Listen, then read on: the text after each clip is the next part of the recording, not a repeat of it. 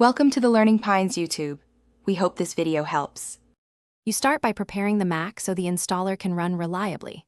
Download a 64-bit Windows ISO and confirm your Mac model supports Bootcamp. This ensures drivers will install. Once done, back up with Time Machine. Make sure you have at least 50% free disk or 64 GB minimum for Windows.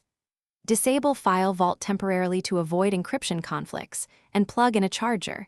This prevents power interruptions during partitioning. Now open Bootcamp Assistant to begin partition creation and ISO selection. You'll now create the Windows partition and run the installer. In Bootcamp Assistant, choose the ISO and set the partition size. Balance Mac versus Windows needs. You can resize later but avoid too small a partition.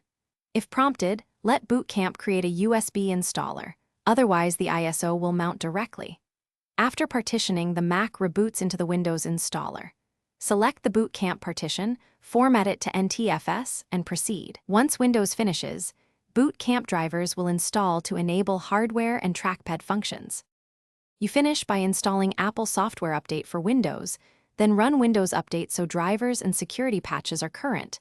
This stabilizes performance and battery behavior. Once done, test keyboard, trackpad, camera, and Wi-Fi. Make Bootcamp control panel changes to set startup disk. If something goes wrong, rerun the Bootcamp drivers installer from the Windows side. If hardware still misbehaves, reset NVRAM and SMC on the Mac, and check partition integrity. Finally, confirm backups and note which OS you boot into by default. Thanks for watching. Consider subscribing if we helped you.